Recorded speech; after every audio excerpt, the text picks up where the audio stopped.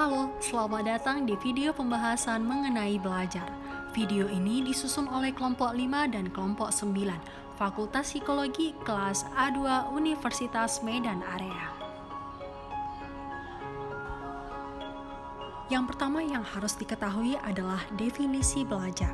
Nah, menurut tokoh bernama Hildegard dan Bauer dalam bukunya Theories of Learning pada tahun 1975, belajar berhubungan dengan perubahan tingkah laku seseorang terhadap situasi tertentu yang disebabkan oleh pengalaman-pengalamannya yang berulang dalam situasi tersebut, di mana perubahan tingkah laku tidak dapat dijelaskan atau dasar kecenderungan respon pembawaan, kematangan, atau keadaan-keadaan sesaat seseorang tersebut.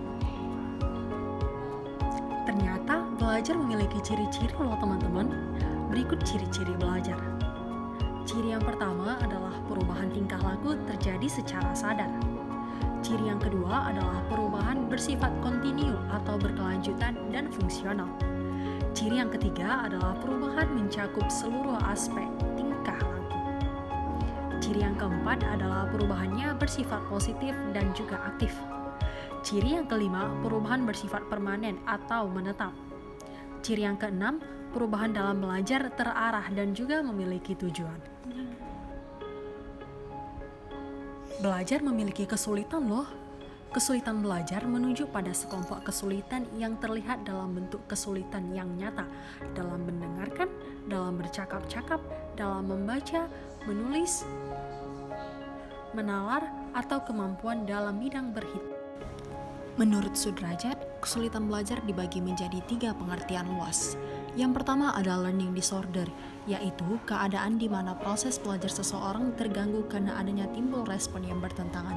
Contohnya adalah orang yang sudah terbiasa olahraga keras seperti karate, maka akan mengalami kesulitan dalam belajar menari. Selanjutnya ada learning dysfunction, yaitu proses belajar yang dilakukan siswa tidak berfungsi dengan baik, meskipun sebenarnya siswa tersebut tidak menunjukkan adanya subnormalitas mental. Contohnya, siswa yang memiliki postur yang seperti atletis akan sangat cocok menjadi atlet bola voli. Namun jika dia tidak pernah dilatih, maka dia tidak dapat menguasai permainan voli dengan baik. Selanjutnya ada underachiever, yaitu mengacu kepada siswa yang sebenarnya memiliki tingkat potensi di atas normal, tapi prestasi belajarnya tergolong sangat rendah. Contohnya, siswa yang ketika dites kecerdasannya menunjukkan IQ 130 hingga 140, namun prestasi belajarnya tergolong biasa saja atau bahkan sangat rendah. Next, ada macam-macam belajar. Di sini dibagi menjadi 6 macam. Yang pertama ada belajar abstrak atau abstract learning. Yang kedua ada belajar keterampilan atau skill learning. Selanjutnya ada belajar sosial atau social learning. Kemudian belajar memecahkan masalah atau problem solving, belajar rasional atau rational learning, dan belajar kebiasaan atau habitual learning.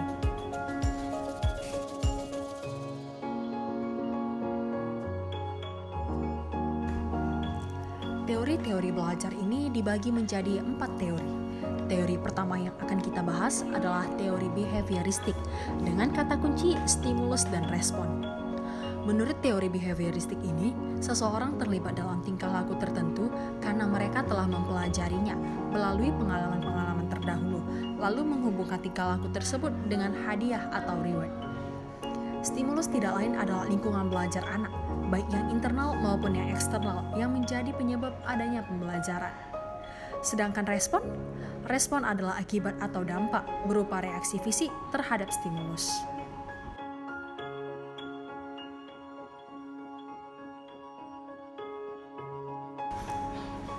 Teori pembelajar yang kedua adalah teori kognitif. Tokoh dari teori kognitif ini adalah Jean Piaget. Ia mengemukakan bahwa dasar dari belajar adalah aktivitas anak bila ia berinteraksi dengan lingkungan sosial dan juga lingkungan fisiknya.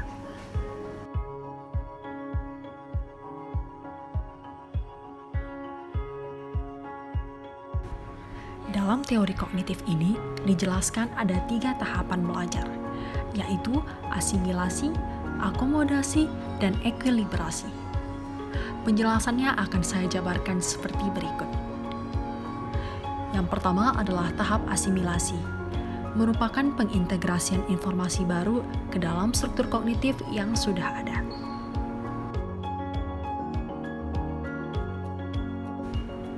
Tahap yang kedua adalah akomodasi.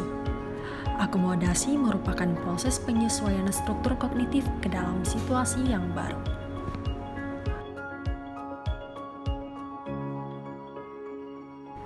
Dan tahapan yang terakhir adalah ekuilibrasi, di mana ekuilibrasi merupakan tahap penyesuaian kesinambungan antara tahap asimilasi dan juga tahap akomodasi.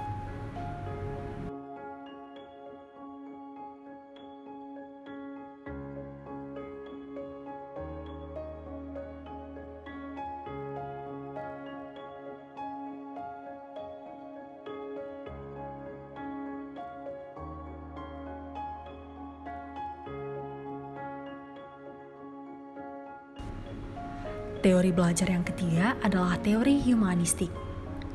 Tokoh dari teori humanistik adalah Carl Rogers dan juga Abraham Maslow. Mereka mengungkapkan bahwa belajar merupakan adanya peranan aspek kognitif dan juga aspek afektif, mementingkan pemahaman dan juga pengetahuan dalam proses belajar, mementingkan sikap dan perilaku diri ketika menjalankan proses belajar. Tidak seorang pun mampu mengatur atau mampu mendikte proses belajar yang benar pada setiap individu. Teori pembelajaran yang keempat adalah teori belajar pengondisian klasik, dengan tokohnya Ivan Pavlov. Menurut teori pengondisian klasik ini, pembelajaran terjadi karena adanya hubungan yang terbentuk antara stimulus yang sebelumnya netral dan juga stimulus alami. Teori belajar pengondisian klasik ini terkenal dengan kata kunci penelitian anjing. Dalam eksperimennya, Ivan Pavlov mencoba memasangkan rangsangan alami, yaitu makanan dengan bunyi bel. Anjing-anjing akan mengeluarkan air liur dengan kejadian alami, yaitu makanan. Namun setelah adanya asosiasi berulang, anjing akan mengeluarkan air liur hanya dengan mendengarkan suara bel.